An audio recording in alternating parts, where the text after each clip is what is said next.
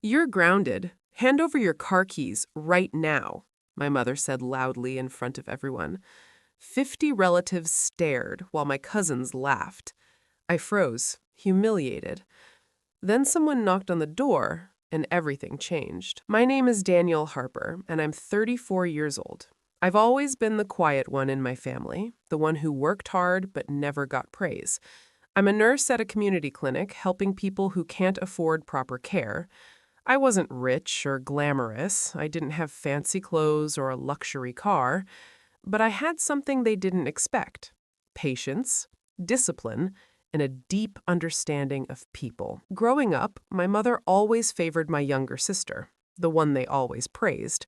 She got every opportunity, every gift, every ounce of attention. I got responsibility, expectations, and blame. After my father passed away, things got worse. I tried to keep the peace because I believed family mattered. I paid bills, helped with medical costs, and supported everyone when they needed it. Still, I was treated like a child who could never do anything right. That night, in front of all those relatives, I realized something.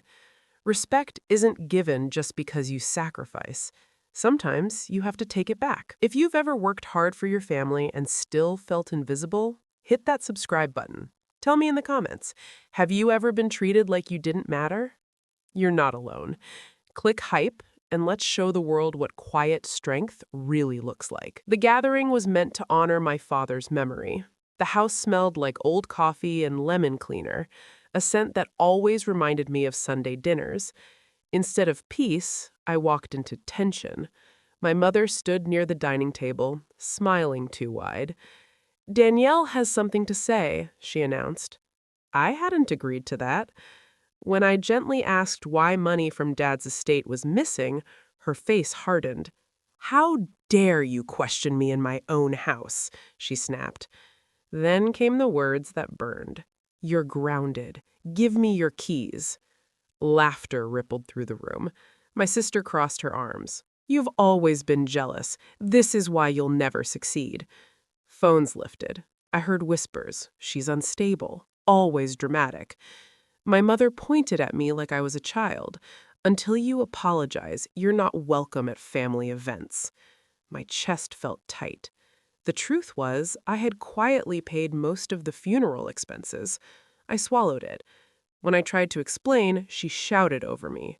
"Your father changed his will before he died," she said. "He left you almost nothing. He lost faith in you." The room shifted. Eyes turned cold. My own aunt shook her head at me. I felt the ground slip under my feet.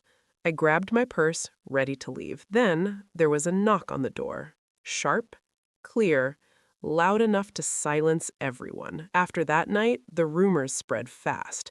My cousins told people I was mentally unstable and desperate for money. A patient at my clinic asked if I was okay because someone had called saying I was struggling. I felt small, betrayed. At home, I tried to breathe through it. The sound of the clock ticking in my apartment was louder than my thoughts. Then came the second blow. I went to the family house to collect my childhood photos and some personal papers. The locks were changed. My mother answered through the door. "You abandoned us," she said. "Don't come back." I stood there with a box in my hands, feeling like a stranger. A week later, I learned my sister had taken credit for a medical fundraiser I organized at the clinic. She posted pictures online. "So proud to give back," she wrote. People praised her. My work, her applause. I wanted to scream. Instead, I stepped back. I stopped defending myself online. I stopped arguing with relatives. I focused on my patients. I stayed late to help an elderly man fill out forms. I trained a new nurse who thanked me with tears in her eyes. Small wins, quiet strength. Meanwhile, my family grew louder. They started talking about selling Dad's small business and property. "We don't need Danielle's input," my sister said at a dinner I wasn't invited to. They believed I had no power left. They were wrong. What they didn't know was that I had kept every message, every email, every financial record. I've always been organized. While they laughed at my careful notes, I saved proof. I tracked where the estate money went. I recorded conversations where my mother admitted moving funds into her personal account.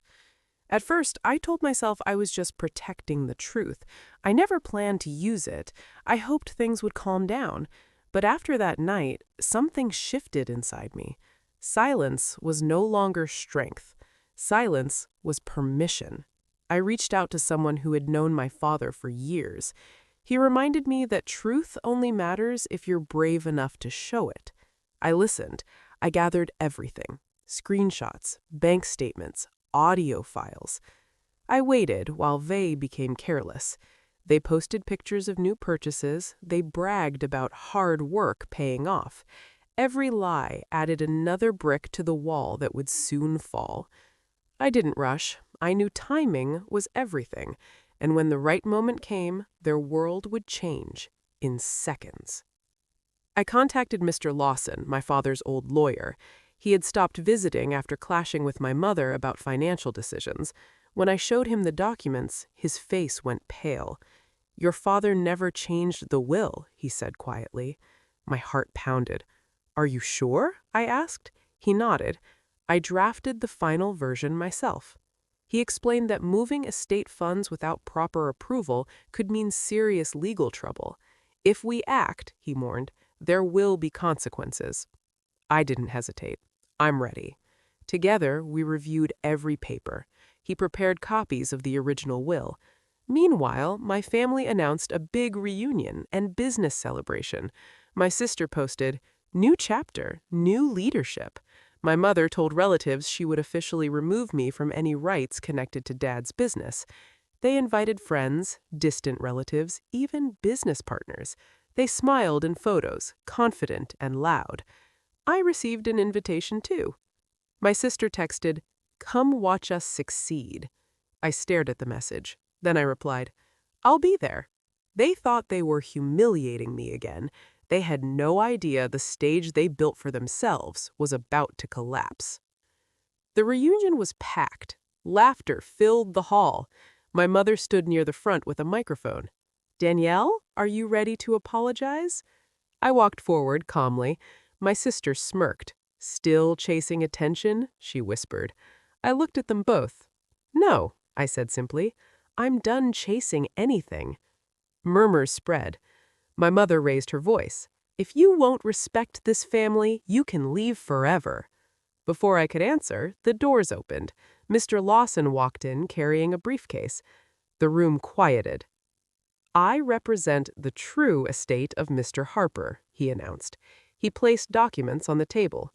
The original will. Gasps echoed. He read aloud that I was named primary decision-maker of the estate and business. My sister's face drained of color. "That's not possible," she said. Mr. Lawson continued, presenting bank statements and recordings. My mother's voice played through a speaker, admitting she moved funds. People stared at her in shock. A business partner stepped back. "Is this true?" he demanded. My mother tried to speak, but her words tangled. My sister grabbed my arm. "Please, we can fix this," she whispered. I pulled away. Mr. Lawson announced legal action and an immediate freeze on all assets pending investigation. The room that once laughed at me was silent. I stood straight, calm. For the first time, they weren't looking at me with pity or judgment.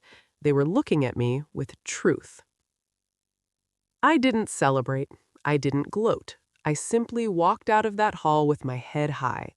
In the weeks that followed, the truth spread through our community.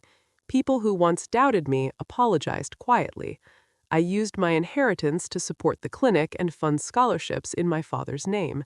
My mother and sister faced legal reviews and public embarrassment. Some relatives tried to reconnect, but I set firm boundaries. I learned that forgiveness doesn't mean access. Strength isn't revenge, it's control.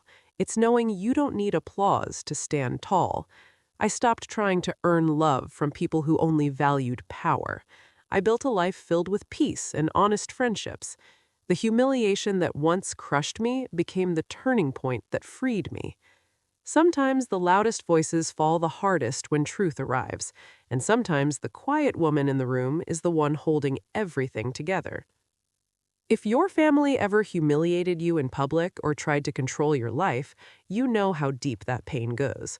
Share your story in the comments. I read every single one.